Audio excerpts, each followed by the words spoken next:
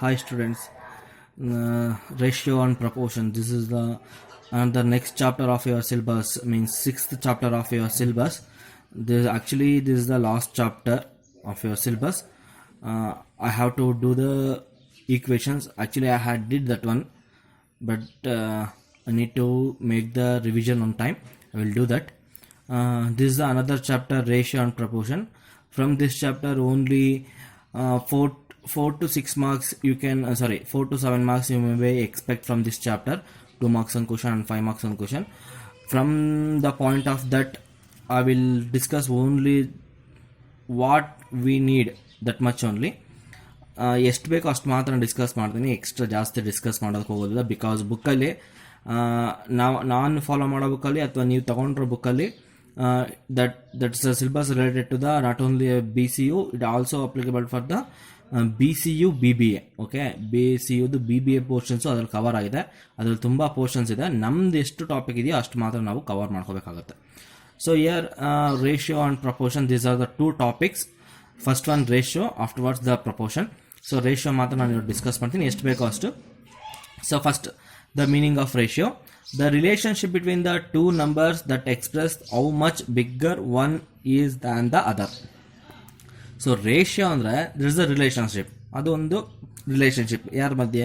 It is a relationship between the 2 numbers which is, ಯಾವುದೋ ಒಂದು number ಇನ್ನೊಂದಕ್ಕಿಂತ ದೊಡ್ಡದಾಗಿರೋದು, bigger than the another one. ಎಷ್ಟು ಜಾಸ್ತಿ ಇದೆ, ಎಷ್ಟು ಬಿಗ್ ಆಗಿದೆ, ಎಷ್ಟು how much it is big, how much it that number will be bigger than the another one. ಬೇರೆಯೋದಕ್ಕಿಂತ ಇದು ಎಷ್ಟು ಜಾಸ್ತಿ ಇದೆ ಅನ್ನೋದನ್ನು ತೋರಿಸುವಂಥ, ಎಕ್ಸ್ಪ್ರೆಸ್ ಮಾಡುವಂಥ ವೇನ ನಾವು ರೇಷಿಯೋ ಅಂತ ಕರಿತೀವಿ. So the relationship between the 2 numbers that express, it will express how much bigger, ಅದು ಎಷ್ಟು ದೊಡ್ಡದಾಗಿದೆ, that will express how much bigger one is than the other, ಬೇರೆದಕ್ಕಿಂತ ಈ ಒಂದು ಎಷ್ಟು ದೊಡ್ಡದು ಅನ್ನೋದನ್ನ ಎಕ್ಸ್ಪ್ರೆಸ್ ಮಾಡುವಂಥ ವೇನ ನಾವು ರೇಷಿಯೋ ಅಂತ ಕರಿತೀವಿ. ಸೊ ಇದರಲ್ಲಿ ಮೇ ಬಿ 6 ಟೈಪ್ಸ್ ಇದೆ, ಬಟ್ ನಮ್ಮ ಸಿಲೆಬಸ್ಸಲ್ಲಿ ಇರೋದು only 3 types. First one duplicate ratio, triplicate ratio, another one sub duplicate ratio. These are the simple things. 2 marks definite ಆಗಿ ಇದ್ರ ಮೇಲೆ ಎಕ್ಸ್ಪೆಕ್ಟ್ ಮಾಡ್ಬೋದು questions, not the meanings. Solve ಮಾಡಕ್ಕೆ ಕೊಡ್ತಾರೆ ಪ್ರಾಬ್ಲಮ್ನ ಕಾಮನ್ ಆಗಿ. First one duplicate ratio: when the ratio is compounded by itself, the resultant ratio is called the duplicate ratio. ನಾನು ಬ್ರಾಕೆಟಲ್ಲಿ simple ಆಗಿ ಅರ್ಥ ಆಗಲಿ ಅಂತ ಸ್ಕ್ವೇರ್ಸ್ ಅಂತ ಬರ್ತೀನಿ. ಮೀನ್ಸ್ ಡ್ಯೂಪ್ಲಿಕೇಟ್ ರೇಷಿಯೋ ಅಂದರೆ when the ratio is compounded, compound is nothing but multiply ಯಾವ್ದ್ರ ಜೊತೆ? It self. ಫಾರ್ ಎಕ್ಸಾಂಪಲ್ ಇವಾಗ 2 ಅಂತ ಕೊಟ್ಟಿರ್ತಾನೆ, 2 ಜೊತೆ 2ನೇ ಮಲ್ಟಿಪ್ಲೈ ಆದರೆ ಅದನ್ನ ಡ್ಯೂಪ್ಲಿಕೇಟ್ ರೇಷಿಯೋ ಅಂತ ಕರೀತಾರೆ. So duplicate ratio is a ratio when the numbers are compounded or multiplied by itself. ಅದ್ರ ಜೊತೆ ಅದೇ ನಂಬರೇ ಮಲ್ಟಿಪ್ಲೈ ಆದ್ರೆ ಅಥವಾ ಕಾಂಪೌಂಡ್ ಆದರೆ ಬರೋ ಅಂಥ ರಿಸಲ್ಟೆಂಟ್ ರೇಷಿಯೋ, ರಿಸಲ್ಟ್ ಏನು ರೇಷಿಯೋ ಇರುತ್ತೆ, ಆ ರೇಷಿಯೋನ will called as A duplicate ratio. So ಅದೇ ನಂಬರಿಂದ ನಾವು ಮಲ್ಟಿಪ್ಲೈ ಮಾಡ್ತೀವಿ ಅಂದರೆ ಸಿಂಪಲ್ ಆಗೋದನ್ನ ಸ್ಕ್ವೇರ್ ಅಂತ ಬರೆದಿದ್ದೀನಿ ನಾನು. ಸ್ಕ್ವೇರ್ ಮಾಡ್ತೀವಿ, ಡಬಲ್ ಮಾಡ್ತೀವಲ್ವ, ಅದನ್ನು ಸ್ಕ್ವೇರ್ ಅಂತ ಕರಿತೀವಿ. Then triplicate ratio, same way triplicate ratio ಕೂಡ. The triplicate ratio is the one which is obtained by taking the cubes of the respective terms of the ratio. ಬ್ರಾಕೆಟಲ್ಲಿ cubes ಮಾಡಿ ಅಲ್ಲೇನು ಮಾಡಿದ್ವಿ ನಾವು? ಸ್ಕ್ವೇರ್ ಮಾಡಿದ್ವಿ. ಮೀನ್ಸ್ ಅದರಿಂದ ಅದೇ ನಂಬರ್ನ ಮಲ್ಟಿಪ್ಲೈ ಮಾಡಿದ್ವಿ. ಸೊ ಇಲ್ಲಿ ಅದರಿಂದ ಅದೇ ನಂಬರ್ನ not the one time, double time ಅಂದರೆ 2 into 2 into 2 ಅಂದರೆ ಕ್ಯೂಬ್, 2 ಕ್ಯೂಬ್ ಮಾಡ್ತೀವಿ. ಅದನ್ನು triplicate ratio is one which it is obtained by the taking the cubes of the respective terms of the ratio. Terms ಅಂದರೆ ಆ number ಯಾವ್ದು ಕೊಟ್ಟಿರ್ತಾನೋ ಆ number, ಅದರ cubes ಅಂದರೆ 3 cube, 3 2 to the power of 3, ಅದನ್ನು cubes ಅಂತ ಕರಿತೀವಿ. ಆ ಥರ ಏನಾದರೂ ಒಂದು ನಂಬರ್ನ 3 times ಮಲ್ಟಿಪ್ಲೈ ಮಾಡಿದ್ರೆ ಅದನ್ನು ಟ್ರಿಪ್ಲಿಕೇಟ್ ರೇಷಿಯೋ ಅಂತ ಕರಿತೀವಿ. The next one, sub duplicate ratio. This is an important one and easy one. Sub duplicate ಅಂದರೆ ಸ್ಕ್ವೇರ್ ಮಾಡೋದು, ಸಬ್ ಡ್ಯೂಪ್ಲಿಕೇಟ್ ಅಂದರೆ ಸಿಂಪಲ್ ಆಗಿ ಸ್ಕ್ವೇರ್ ರೂಟ್ ಮಾಡೋದು. So here sub duplicate ratio is one which is obtained by taking the square roots of the respective terms of the given ratio. Respective terms ಅಂದ್ರೆ ಏನು? Number. ರೇಷಿಯೋನ ಯಾವಾಗ ನಂಬರ್ಸಲ್ಲಿ express ಮಾಡ್ತೀವಿ, 2:3, 3:5 ಆ ಥರ. ಆ ಟರ್ಮ್ಸ್ ಏನು ಕೊಟ್ಟಿರ್ತಾನೆ, ಆ ಟರ್ಮ್ಸ್ದು ಸ್ಕ್ವೇರ್ ರೂಟ್ ಮಾಡಿದ್ರೆ we will get the sub duplicate ratio ನಮಗೆ ಸಿಗುತ್ತೆ. ಸೊ ಪ್ರಾಬ್ಲಮ್ ನಾನು ಎಕ್ಸಾಂಪಲ್ ಮಾಡಿದ್ದೀನಿ, ಒಂದು problem year. Problem 1, find the duplicate and triplicate ratio of the 2:3.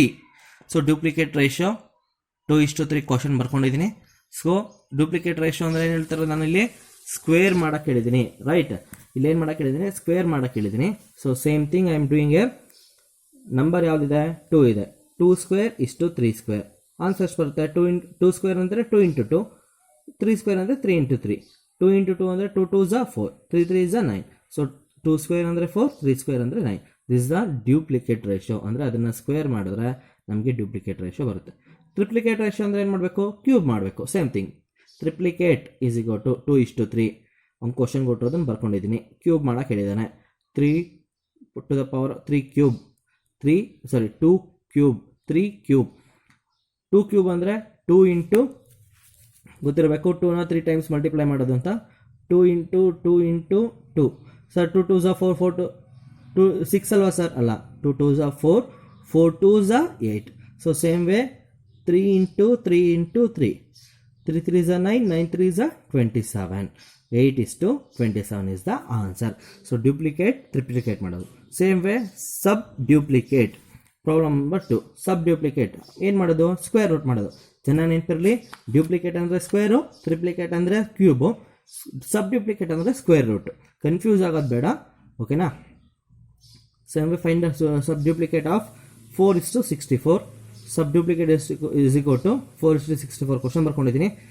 So ಅದೇನು ಟರ್ಮ್ಸ್ ಕೊಟ್ಟಿರ್ತಾರೆ ಅದಕ್ಕೆ ಏನು ಹಾಕ್ಬೇಕು ನಾವು, ಸ್ಕ್ವೇರ್ ರೂಟ್ ಹಾಕಬೇಕು.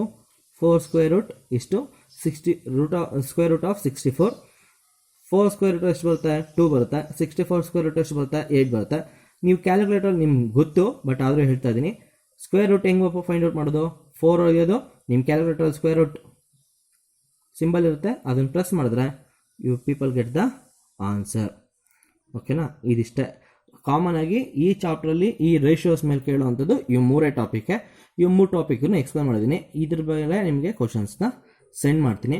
ನೆಕ್ಸ್ಟ್ ಕ್ಲಾಸಲ್ಲಿ ನಾನು ಪ್ರಪೋರ್ಷನ್ಸ್ ಮಾಡ್ತೀನಿ. ಸ್ವಲ್ಪ ಪ್ರಪೋರ್ಷನ್ಸು ಇದ್ರ ಮೇಲೆ 5 ಮಾರ್ಕ್ಸ್ ಕ್ವಶನ್ ಕೇಳೋವಂಥ ಚಾನ್ಸಸ್ ಇರುತ್ತೆ. ಸೊ ಅದ್ರ ಬಗ್ಗೆ ಸ್ವಲ್ಪ ಎಕ್ಸ್ಟ್ರಾ ಕಾನ್ಸಂಟ್ರೇಟ್ ಮಾಡೋಣ.